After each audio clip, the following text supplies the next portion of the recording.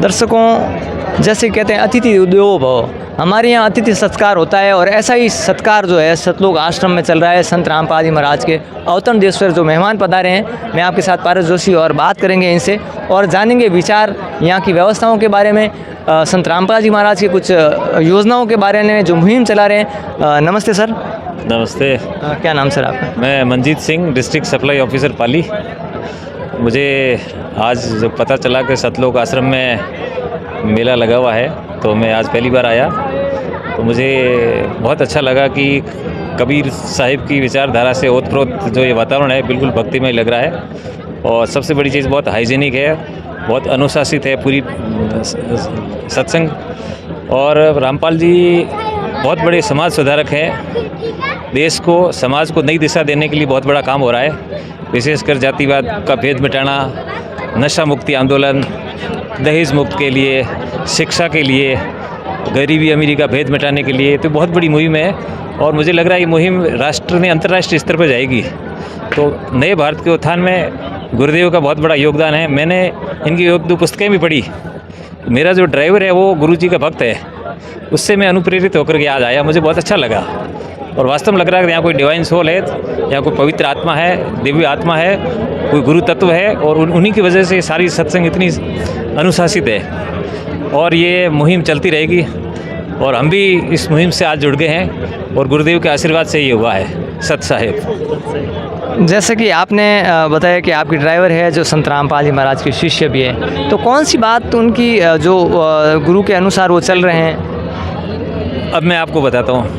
मेरा जो पायलट है ड्राइवर, वो कलाल जाति से है। सामान्य ये शराब का कारोबार करती है, लेकिन मुझे पहली बार लगा कि ड्राइवर आदमी, अमूमन ड्राइवर नशा करते हैं, कोई गुटखा खाता है, कोई बीड़ी पीता है, कोई शराब, उसके पास कोई नशा नहीं।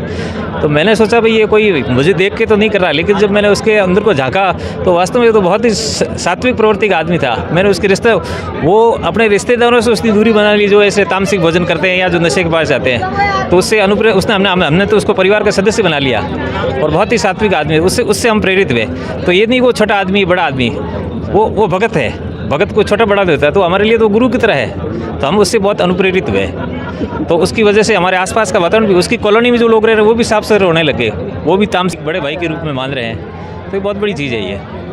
आपने बताया कि मतलब जो इनके ड्राइवर हैं वो, इन्होंने सोचा कि वो किस तरह के विचारधारा रखते होता है, नशा करते होंगे, लेकिन वो बिल्कुल इससे दूर है और उनसे प्रेरणा लेकर संत रामपाल जी महाराज के पद चिन्हों पर चल रहे हैं। तो सर एक बात और, यहाँ की आध्यात्मिक प्रदर्शनी लगी, उसको विजिट किया आपने? बिल्कुल मैंने किया और ये वास्तव में लगता है कि ये ईश्वर का अवतार ही है रामपाल बाबा, कि एक साधारण परिवार में पैदा होकर के सामान्य शिक्षा लेकर के सरकारी नौकरी माना और उसके बाद में एकदम आमूलचूर परिवर्तन होना, तो ये ईश्वरीय कृपा से होता है। तो ये लगता है कि शरीर रूप में ये कबीर दास जी का सशरीर नवा अवतार है। नई पीढ़ी को बहुत सही दिशा मिल रही है और इससे देश का भविष्य बहुत उज्जवल होने वाला है, ये हमें पूरा विश्वास हो गया।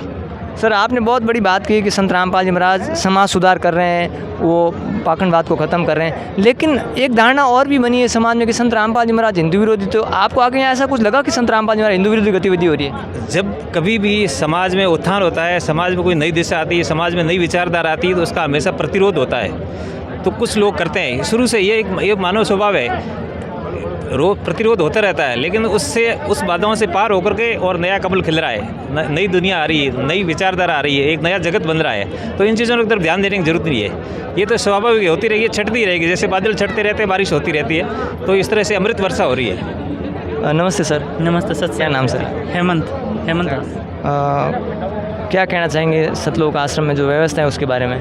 बहुत अच्छी व्यवस्था है। मैं 2008 से जुड़ा हुआ हूँ और हमेशा ये सोचता हूँ कि बहुत अच्छा हुआ जब मैं गुरु जी के साथ जुड़ गया। तो ये थे सतलोक आश्रम में पधारे मेहमान और उन्होंने अपने विचार व्यक्त किए। आप सभी का बहुत बहुत धन्यवाद, आभार।